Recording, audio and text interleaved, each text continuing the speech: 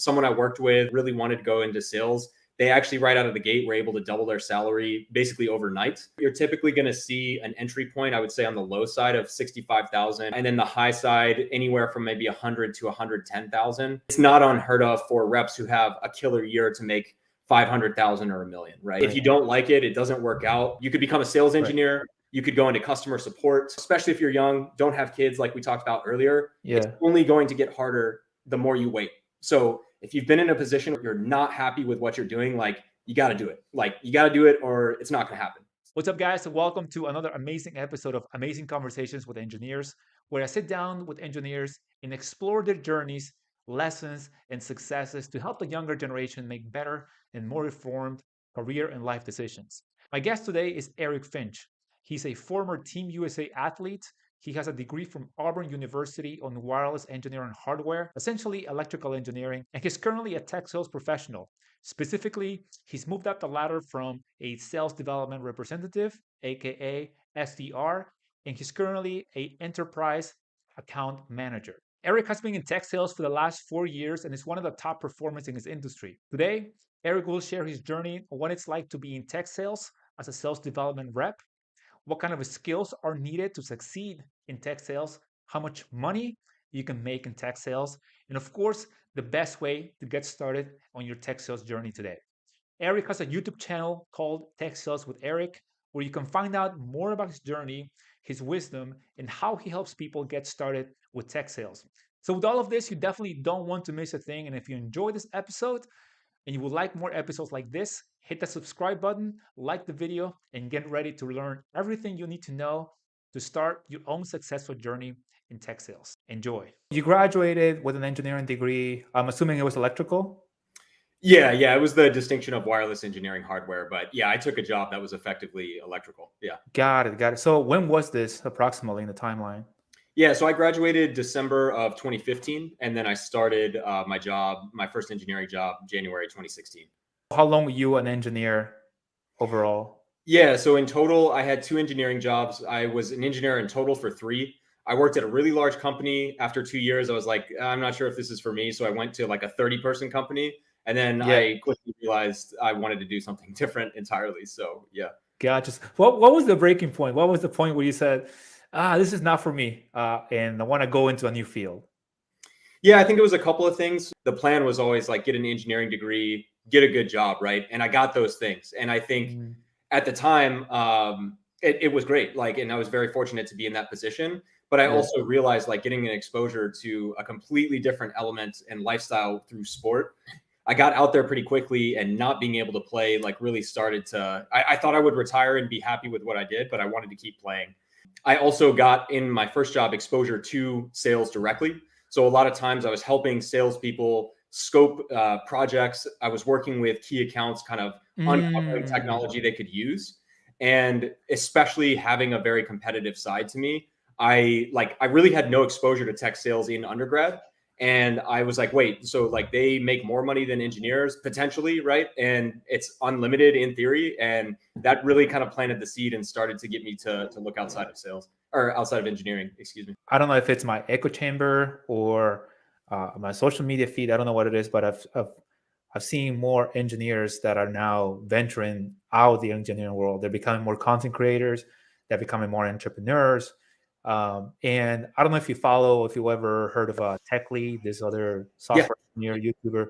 So in one of the videos, which I thought was actually a really good point, where he mentions, for the software engineering side, because that's his background, he mentions, are you planning on being a coder forever? Or do you want to build something on your own that you can leverage? And then that's something that you own at the end of the day, and it has more upside. Being an engineer for 10 years, it gets to a point where after 10, 12 years, depending on where you are, generally speaking, what I've seen is you start to stagnate. You kind of start reaching the promotions or the increases in salary now a little more farther apart. They don't come every year. They come now every couple of years. And unless you find another way to increase your salary or go to another company, then it becomes a little more difficult to reach the next level, per se. Did you foresee this? Do you feel this way? Is that what really pushed you to sales? Because technically you control your own destiny, per se? Yeah, absolutely. That was a huge driver for me, and I think it really got to the point as well. Credit to the places that I worked. I think it was more just like both my parents, for instance. My dad has a master's in engineering, and my mom majored in computer science. Has worked in computer science her whole life, and I Yeah. think when I got into the workforce, like I mentioned, I get exposure to sales for the first time, Yeah. and I just didn't even really know about it at all. And I think I'm glad that I have that engineering background, but I think there was a part of me too that, yet to your point, I saw the writing on the wall, and I also I think was young enough and realized I probably hadn't explored enough also outside of just strictly engineering. If that answers the Mm. question. Let's start your career in sales. Now you become a at sales an SDR, a sales development rep. How was your first experience? Yeah, it was. I think it was nice in a couple of different ways. For me, I had a lot of clarity at that time moving in. And what's interesting is I saw some of my peers maybe got into sales because it was more or less like the thing to do. Not, like Mhm. living in Austin as an example. Tech sales is so abundant. Many people out of college or whatever it might be find themselves as an SDR and may or may not like truly know that it's what they want to do. For me, I really enjoyed it and just kind of dove all into it because I knew at that point, having left engineering, that it was really what I wanted to do. So I'm not going to say, especially early on, I think my mentality wasn't so worried about a strict dollar amount or anything, but I really enjoyed it just because it was totally different from anything I had done and just kind of gave me an opportunity to try something totally different. So I've been doing. I have a business called a socially confident engineer program where I help engineers go from insecure, socially awkward, and help them develop their social skills. One of the things that I've been getting more comfortable doing over the last couple of months has been sales. Mhm. And before, I never thought of myself as someone like a salesperson, right? Because you think of this, oh, the used car salesman, or they have these negative connotations. But at the end of the day, I was listening to my mentor, and she goes, every single person ever since the moment you start working, even before that, probably you're a salesperson because you Yeah. need to sell your skills, you sell your services, you have a resume. That's a sales technique that helps you get a job, that helps you provide services. So I think making that shift on, hey, it's okay to be a salesperson, and especially when you come from a place of empathy, when you come from a place of service. I'm not trying to rip you off. I'm trying to really generally help you, and I know what can help you. Yeah. Do you think that's a helpful mindset to have once you become a tech sales rep? Yeah, absolutely. I think it's really the mindset of like I'm here to solve problems. Mm-hmm. I think it's why I have worked with other engineers before and helped them break into tech sales, and I think you're at a distinct advantage if you stay in a highly technical realm because you're talking to a lot of people that don't understand it, but you're Right. solving a huge problem that candidly they want the end result, but they don't need to know the underlying details, right? And Mm-hmm. so yeah, I think your point is spot on, and it takes some time to get used to. But yeah, it's like when I reach out to someone or if I'm having a conversation, sure, some people are going to get mad. But if I stay even keeled and I have the mindset, like, look, I'm calling to see if I can solve a problem of yours. Like, what's your problem for being upset with me even asking, right? Yeah. Like, right, So, yeah, that's maybe an easy way, a quick. Yeah, for sure. One thing that I found along my short journey is the people that relate to the challenges that you mentioned, they'll talk to you. Yeah, If they're not going through it, or maybe it's not time yet, then they kind of blow you off or they won't talk to you. But at least you're in the radar, right? Like, oh, that person provides this type of service, and and I think at the end of the day, that's what you want, right? Like build those relationships in the long term. Mhm. Well, and I think too, having been in a direct engineering role, like I mentioned, for about 3 years, I think a lot of the miscomfort or discomfort with being sales is like in an engineering position, like you really don't have many opportunities to sell yourself, if you will. Like even if you're presenting to like the VP of engineering how you're going to do a project or anything of that nature, presentations I felt like when I was an engineer directly felt like this huge deal. But when you kind of step back, and especially now having been in a sales role, it's like I'm giving 30-minute presentations anywhere from potentially even 5-6 times a day, right? Where I'm having a Mm. conversation with a new prospect. And I think just the more you get exposure to that, it's literally, I think from an engineer's perspective, right? Like literally look at it like an equation. Like just the more you get exposure, the less trivial it seems as your data set gets bigger and bigger, right? So Right. That's such a great point. Yeah, the more you expose yourself to the in the beginning uncomfortable situation, over time it just becomes normal and you're totally comfortable. Now, when it comes to your journey now, how you being a tech sales an SDR for how long? So I was actually an SDR for 3.5 months, and then from there I got a couple promotions. Now I'm an enterprise account manager. Enterprise account manager. Yeah. Now, what did it take for you to get there? What was a day in the life of a tech sales rep or an SDR in the beginning, and then how did you move your way up? Yeah, I think from the SDR perspective, one, like I mentioned, I had a lot of clarity was what I wanted to do. Yeah. I think early on, if you're new to sales, like one, it is going to take some time. Even though I got promoted from SDR to account executive rather quickly, it wasn't like I had it all figured out. But I would say, like if there's any easy framework that worked for me, 9 to 5, I was laser focused in on the day-to-day activities of an SDR, making sure I went above and beyond, making sure when I'm setting up opportunities, the SDR is trying to find opportunities for the account executive. I would really go out of my way to make sure I had all the information they needed. But if I'm going on a run, if I'm driving somewhere, that first year I'm in sales, I'm listening to every podcast I can. I'm listening to, reviewing calls, things of this nature when I have time. And I think if you really dive in the first year, you'll set yourself up really well. I can pause there. I can keep going more on the account. No, keep going. Yeah, because this is I think people are really interested in knowing this insight. Yeah. Sure. Yeah. And going to account executive, I think especially early on, you can tend to like want to overcomplicate like what closing is, but I think it's just really being consultative and kind of earning the right to ask more difficult questions. Whereas the SDR, you're just trying to probe if there's interest in alignment. You're not really getting to that point where you're having to have, put $100,000 proposals in front of someone, and it gets a little more emotional, if you will, at that point.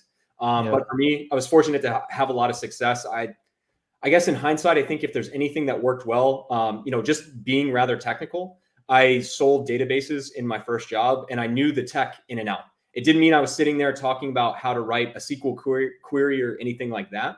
But because I knew it so well, I was able to build a lot of rapport quickly and progress deals, whereas other reps may have missed, key things or not had the ability to probe into the use case at a depth that you could find something that your product did so much better than anyone else. I think I really leveraged my engineering background in that regard.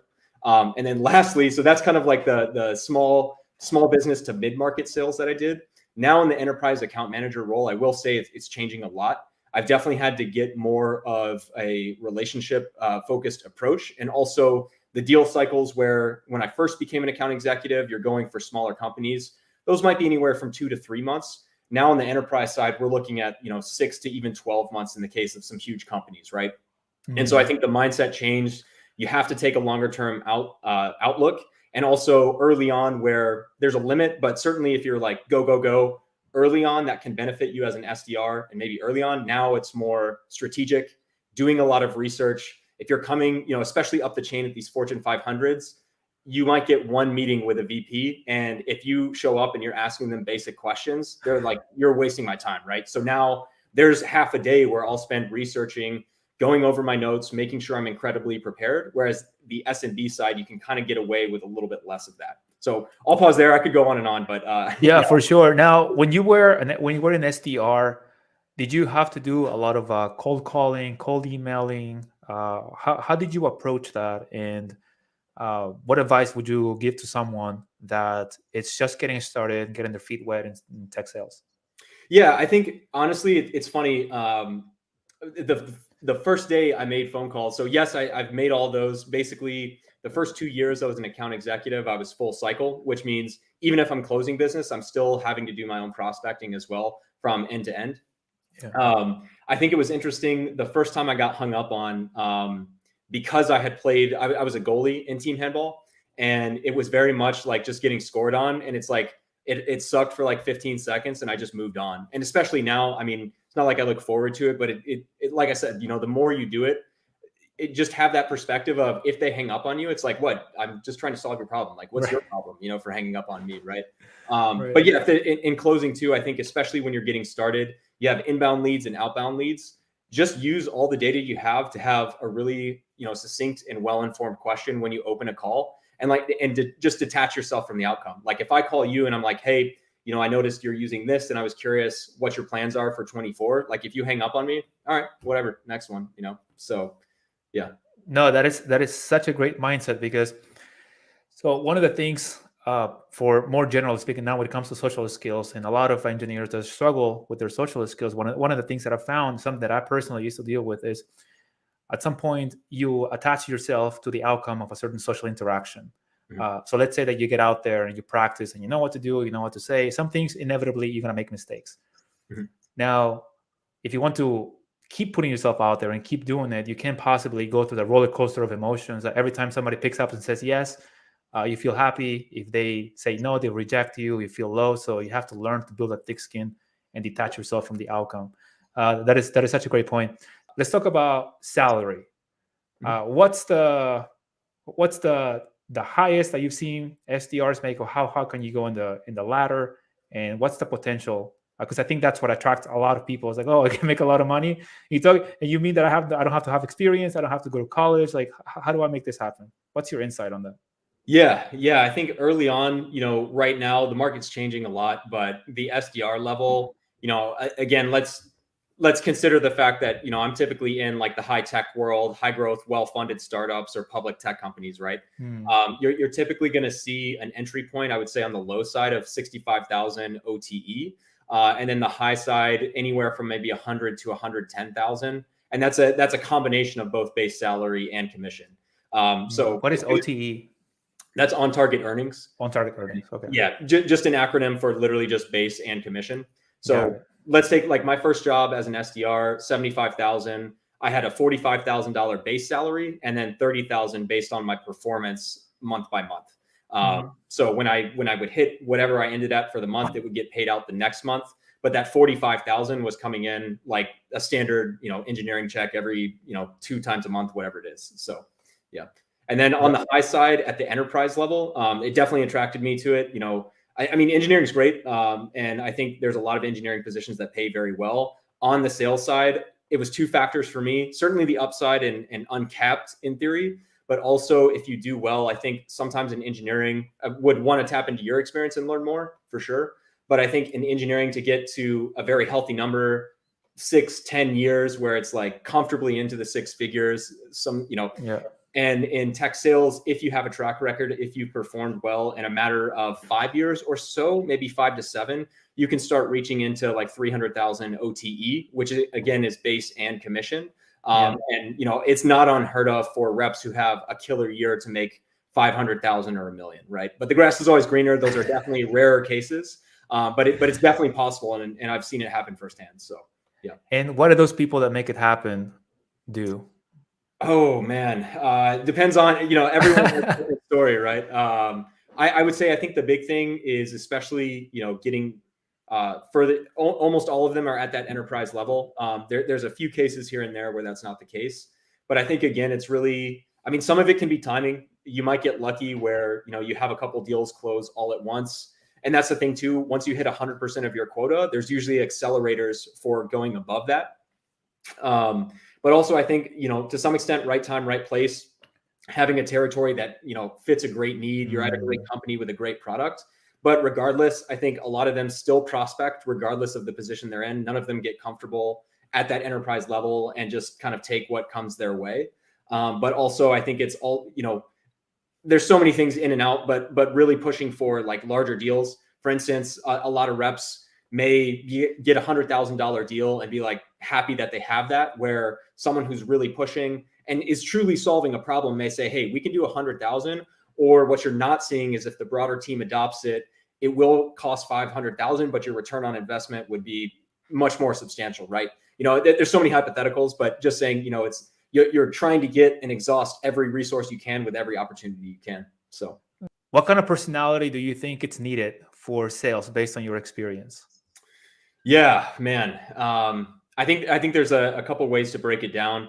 I think again, it's important to some of the content that I create around tech sales, I think is applicable to sales as a whole. But I would add, very specifically, I've always kind of been focused in taking the perspective of highly technical sales, and I think that does differ from sales as a whole, if you will. I've seen people with lots of different personality types in terms of extroversion, introversion that have succeeded.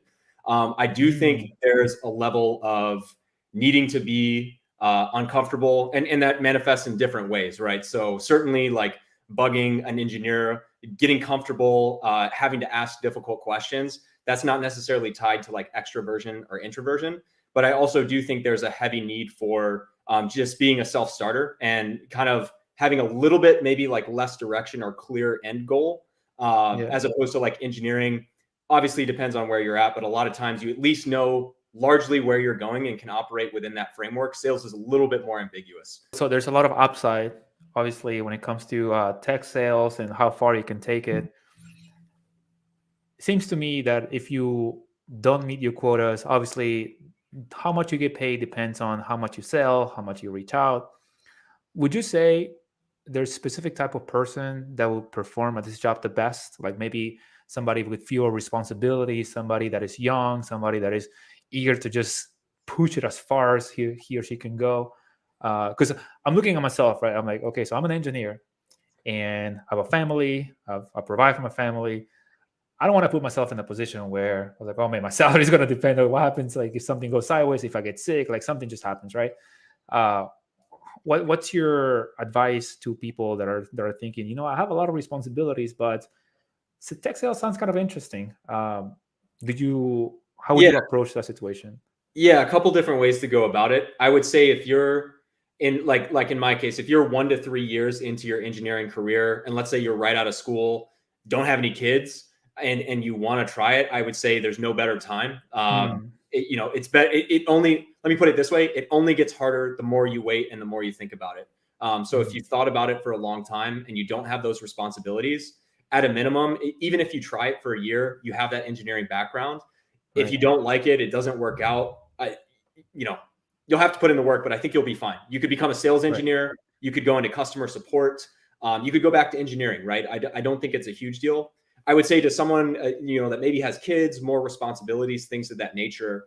I have seen cases where engineers have had a lot of success for 5 to 10 years in a role. And the more they're doing it, they get more project management and customer facing exposure. So I even spoke with, I recently changed companies, and I spoke with a salesperson today who was actually an engineer for 10 years and then went directly into an account executive role with a higher salary than starting out as an SDR. So that would be the way that I do it. You may take a small decrease in pay on the base salary, but your overall earning potential is probably going to be on par or higher than it was as an engineer. So no one answer. I hope that helped. But no, that definitely helps. And you mentioned sales engineering. How is tech sales different? Sales engineering. The big thing is that I'm largely focused in a direct sales role of trying to uncover opportunities where I can even sell into in the first place. And then I also have to handle all of the logistics of getting a deal done, which I think when I was an engineer, it's like, how complicated can it be? And now that I'm in sales, it's like, you'd be amazed at all the stuff you have to deal with, right? Whether it's getting entire teams on board and getting access to the right people who would even sign off in the first place, pushing a deal through legal, procurement, making sure your SOC 2s and all these different things are in place. So that's largely what I'm driving in a direct sales role, whereas the sales engineer is doing a lot of scoping, deep dives when we've identified that there's a potential fit, potentially installing for POCs, things of that nature. Got it. So that's the biggest difference from tech sales and sales engineering. Now, when it comes to sales engineering, did you ever consider that path at all, ever? I did briefly. I think for me at the time when I left engineering, like I said, I ended up playing a year overseas, which was a good break. But I think even so, I was so burnt out with engineering. It's based, from school to working, and then I had like a co-op. So my undergrad was a 5-year experience where I had the 3 work rotations. So basically 8 years of it. I just didn't have as much of a desire, and I saw tech sales had slightly more upside. And honestly, it wasn't that much more complicated. I was like, let's just try it. I don't really want to do sales in like anything engineering. I was just kind of a hiatus personally for a while. So yeah. Gotcha. Yeah, I've talked to 2 sales engineers in the channel so far, Tanner Drake and Emmanuel Fadajutimi, and they come from different backgrounds. So Tanner Drake, he is a mechanical engineer that got into software engineering. I'm sorry, sales engineering, software. And then Emmanuel, he was working at a restaurant flipping chickens. Oh, wow. And in 6 months, he turned his career around. Okay. Sat down one day with his wife and said, all right, what do we do? Actually, he found a video of me talking about an interview with Tanner, with the other sales engineer, saying how much potential sales engineering had to make money. And then he got, like you were mentioning earlier, he got into the weeds of talking to people in sales engineering. He got used to the industry, what kind of products they sell, what is the training of a sales engineer. He put himself through school, and in 6 months he was able to get a job in sales engineering, and then he quadrupled his salary. Yeah. It was an amazing story. I was like, wow. Yeah. But yeah, so have you ever seen stories like this? I know that you help young professionals start a career in tech sales. Have you seen stories like this? Yeah, I've seen a few through my network. The folks that I work with, a lot of them are either out of school or have worked for a bit. So I know in one case, someone I worked with was kind of in between marketing jobs and really wanted to go into sales. They actually right out of the gate were able to double their salary basically overnight. I've definitely seen the case of sales engineers as well, like folks who went from a direct engineering role to sales engineering and drastically increase as well, maybe around that 2x mark. And like personally in my story, in my case, it's been good. When I started, like I mentioned, my SDR salary was 75K. But since then, over the course of the last few years, I've almost quadrupled the OTE. And that is definitely would not have been the case if I was staying on that engineering path. So it's been nice in that regard. I watched a video of you talking about the difference between sales engineering and tech sales. And you mentioned how sales engineering, yes, it pays well, but it caps about in the high 100s. Is that accurate? Yeah, Or somewhere in there. Yeah. the potential to earn more, it's more limited than tech sales. Yeah. Obviously, tech sales is a little more, it's riskier. What skills would you say you need to get started in tech sales, and based on your experience? Yeah, I think let's take the assumption that the audience is largely engineers, right? I think Yes. one, I think it helps you. You would be amazed at how many people, if you reached out with a simple question of like, hey, I've been in engineering for, let's say, 2 years, and I've really taken an interest in tech sales. I would love to speak with you for 15 minutes just to learn more about what the industry is, right? Like literally don't overcomplicate that. I guarantee you, if you find 10 account executives and shot them that message, like 3 to 4 of them minimum would take a conversation with you, right? So if there's anyone, in your network, whether it's through your family, your friends, your colleagues that you can reach out to, I think that's the best thing, is try and get exposure to someone that's in the industry.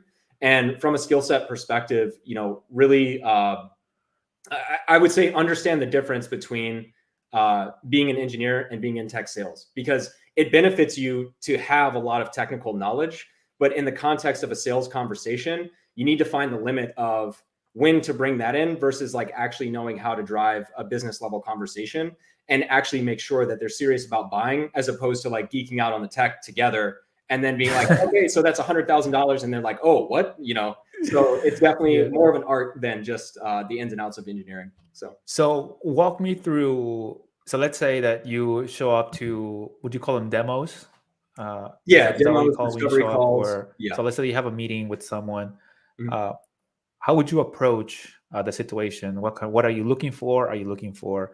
You obviously want to understand the challenges. How do you walk us through a meeting where you are presenting and you are through a sales process, basically? Yeah, you'll have to definitely stop me on this one if I.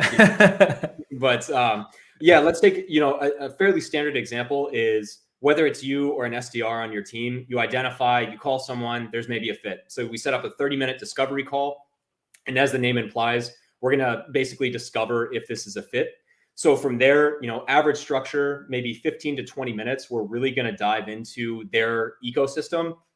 There's probably, if they've already agreed to a 30-minute call, there's some reason we're there, right? So we have, hey, I know you mentioned you wanted to improve this, right? So tell me a little bit more about your ecosystem. Tell me more about what you're doing today and how that might solve that, right? And then from there, that gets them going. You kind of pick in at different points. Again, we could talk about this for hours, but I would just say a lot of times, I think the difference is the engineer wants to say, oh, that's great. We do this, and this is exactly how we do it.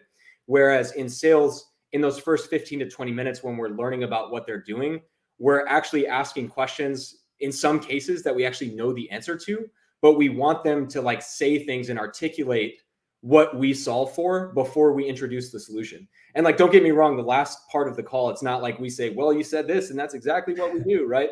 But it's like, if we can ask questions in a way that gets them to understand the depth of their problem and the serious impact, because candidly, a lot of times, engineers are balancing 10 different things and they know this is a problem, but they haven't stopped down and to really think about the impact or understand what their life would be like if that problem was solved, right? Yeah. And so as we dive into that, I'm trying to ask targeted questions that align really well to what we do. And don't get me wrong, if it doesn't, I'll end the call and say, hey, we're not. So what kind of questions do you ask? Oh man, and this is where you have to keep me honest, right? This is an episode 2 and 3 in of itself, but like for instance, let's take the database world where I was, right? A lot of times it was an open source product, it was free to use, and we sold an enterprise version that helped people scale. So a lot of times I saw this with some of my colleagues, they would basically just like say like, oh, do you want to scale your database? And then they just be like, great, because that's what we do, right? It's like, here's how we scale. And you're missing so many opportunities for a lot of different reasons, right? So it's like, if someone's coming in and saying like, hey, we're using your open source product, we need to scale. Well, there's other databases that do that are very similar on paper to what we do. Mm-hmm. And it's not a matter of saying, here's how we scale. It's like, okay, so you need to scale. Tell me more about that, right? Like, why do you know you need to scale? Was there any particular event recently that made you hit a threshold where you're like, oh man, we really need to scale? What's the impact if you don't scale? 6 months from now, what's the impact? There's so many questions, right? I'll try and cap it there. But through that process, what they're going to say, hopefully, is like, yeah, we realized we need to scale. We had thought about, implementing like a multi-cloud or like high availability architecture. We just haven't had the time, but I think we're at that inflection point now. These are things that we solve for, but I'm just letting them talk. I'm letting them get it all out there because it's the first time that they've probably thought about it at this depth, right? Or had a platform to really think through it out loud. And then once I get those different points, not only am I going to talk to how we do it, but I can now position it in a way where other competitors that look similar on the surface, I can take what they said and map it to features that are unique and specific to us, right? Mm-hmm. So I'm not saying like, oh, we scale, we do this, we're so better than our competitors. I'm saying like, hey, you mentioned that you had this need around scaling, and this function of our enterprise platform solves for it this way, right? And that's a long conversation in of itself. But I'll also say like, hey, by the way, one of the things you'll notice, I know you mentioned you're looking at a few competitors. Feel free to look at what they do, but they fundamentally handle scaling in a completely different way than we do, right? And so, I could talk about this for hours. So I'll pause there if that's making any sense. But those are some of the ways. No, it definitely is. And it seems like you're very passionate about it. Like, you know exactly what you're talking about. And you've been doing this for a while. Yeah. Well, it's funny. It irks me when people, I've met some incredible salespeople that are way better than me, but I've also seen some that don't go to that detail. And it just seems like there's so many times that they miss opportunities. Like, it's the difference between leaving a call and being like, thanks for the information, or leaving a call and someone's like, wow, like, we should really try this out. Like, I think it's going to be this one or this, like, there's so many missed opportunities to set yourself up from the beginning that I think a lot of people take for granted. So I'll stop. Gotcha. No, for sure. For when I do sales calls personally, the typical question related to exactly to what you just talked about is like, okay, so what would life look like if you got this challenge addressed? It's like that's one question that I remember. There's a lot of them in the script. Yeah. But okay, so you mentioned. But by the way, do you teach? Are you a trainer now at all for sales? Like, is that part of your role now, kind of like on the side, or how does that work? So right now through my channel, I do offer coaching, and then I also have. I'm more specifically focused on college graduates and usually STEM backgrounds as well. But I do have more of like a guided course with live coaching that I help people transition. I've never been in a direct management role yet, but that's definitely something I could see in the future as well. Because I do enjoy kind of coaching and helping others. So. Yeah, for sure. And I think you'd be great at it. I think you have like the good communication skills, and you like talking to people. Now, do you have any challenges that that you know maybe I could be better at that? What are the challenges that you see, maybe not just for yourself, but for tech sales reps in general? Yeah, it will definitely vary for rep. I would speak, first for myself. I think the big thing is oftentimes the last 3 years I was at startups with very technical products, which I enjoy being at. I think if anything, it's tempting. I have the benefit of being an engineer and I build credibility with a lot of engineers, but sometimes when it comes time to really communicate and drive a business deal, actually working through the business part of that, I almost get, I'm maybe more technical than I should be in those situations, right?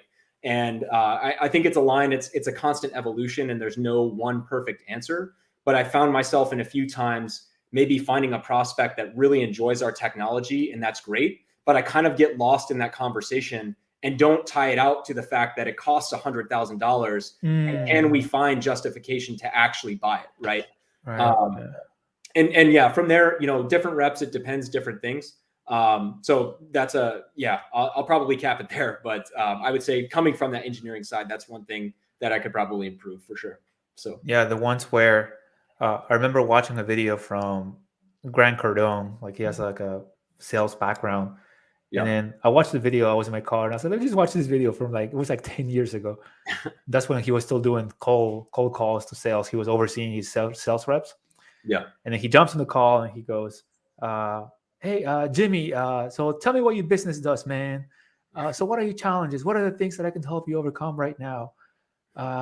Okay, what have you tried? What investments have you made? Okay, now how much money have you wasted? How much money are you missing out on? You're missing out on millions.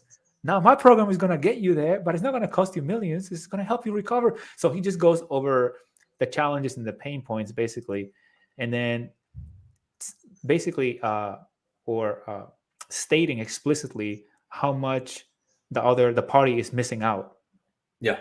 How much they're missing out on revenue, or maybe it's a life outcome that they want.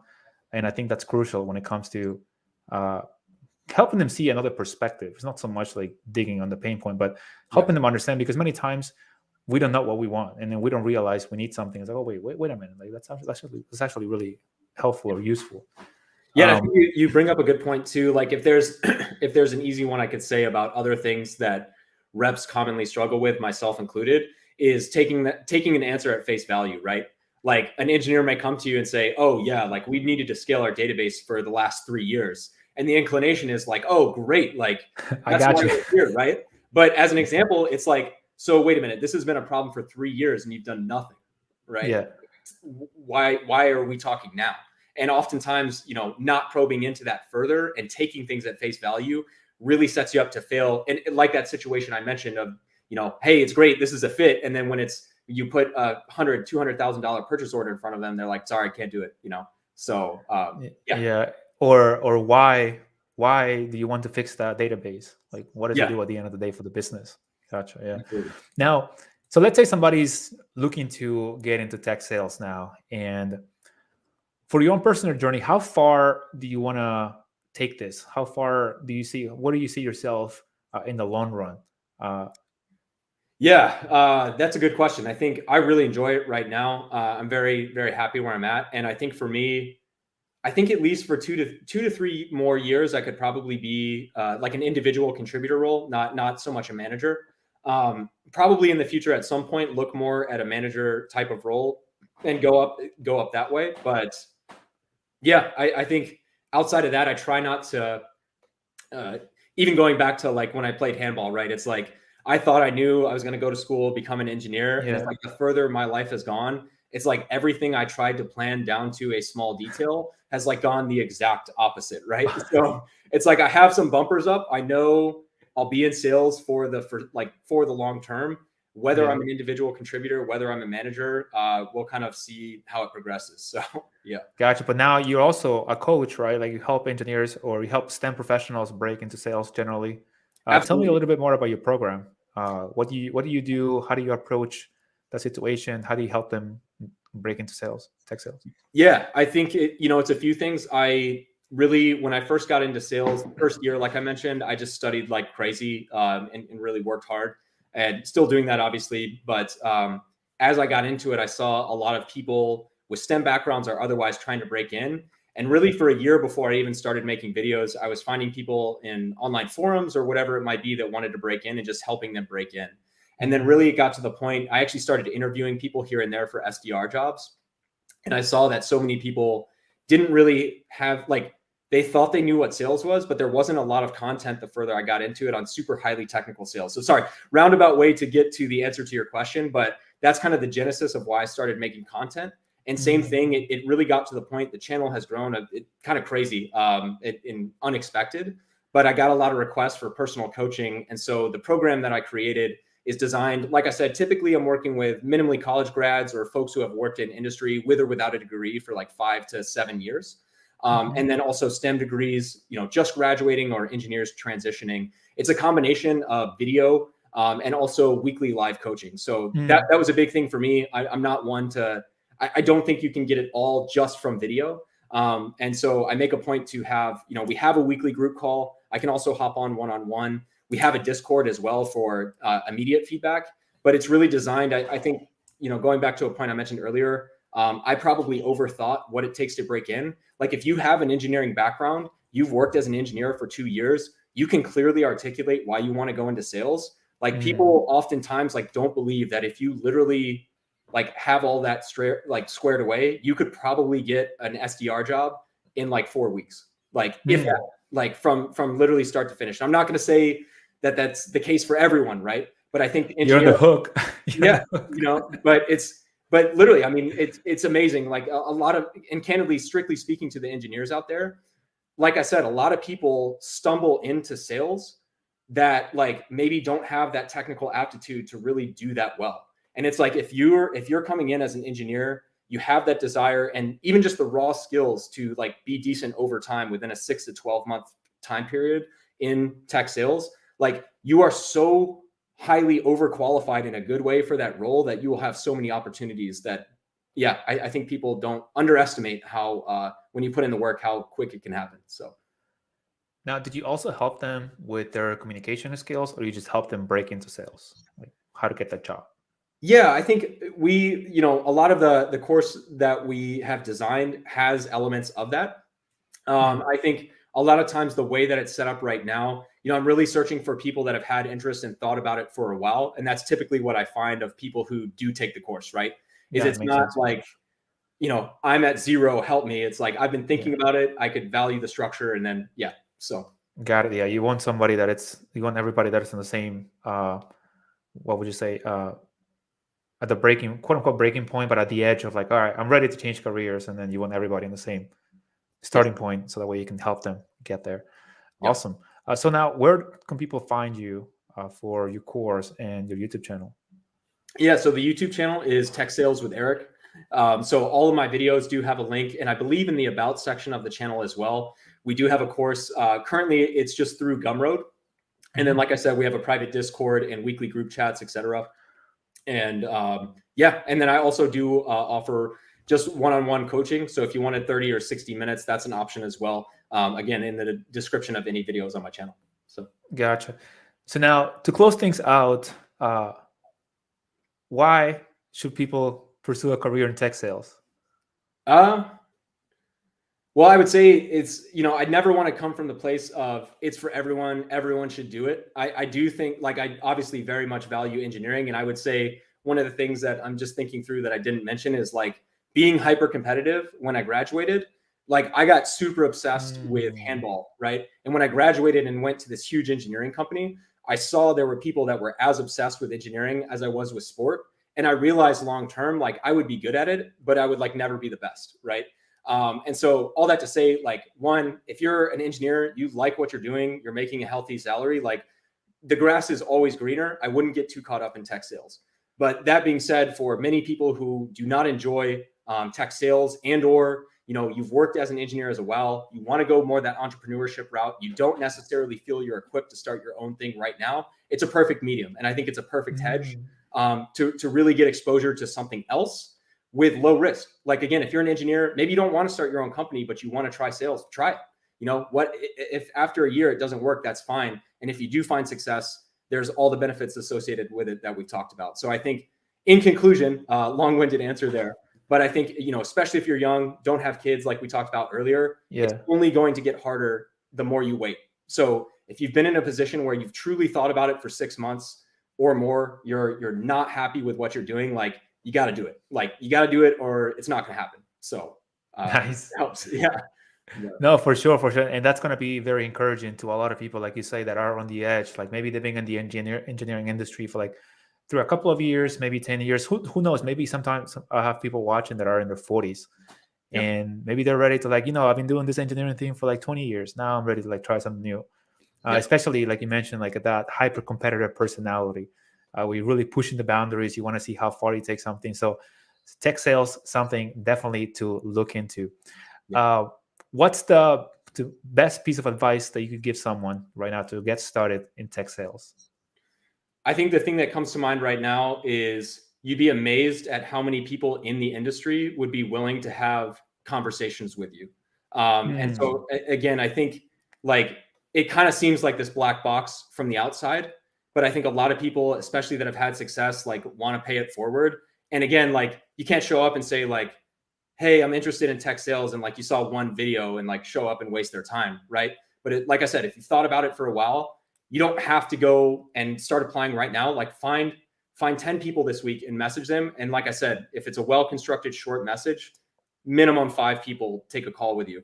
So don't be a stranger. Like that's only going to make you better at the job anyway. And like I said, you'd be amazed at how many people are receptive to help you out and kind of guide you as you're breaking in. So, and detach yourself from the outcome. Yes, the responses. Absolutely. Eric, thanks so much for being here. Your insight is very, very much appreciated. I love your insight. I love your experience and everything that you bring to the table and what you're doing now for young people and helping them expand their horizon. Because many times people don't know what else is out there. And that's the purpose of these conversations, to expand the vision in the field, to say, hey, you don't have to be an engineer forever. There are other paths that you can take that may be more lucrative, that align more with your personality. So thank you very much for being here today and for your insight. Go check out, I'm going to leave all the links to the program and your channel in the description of the video for everybody to go check out. Yeah, thanks so much for having me.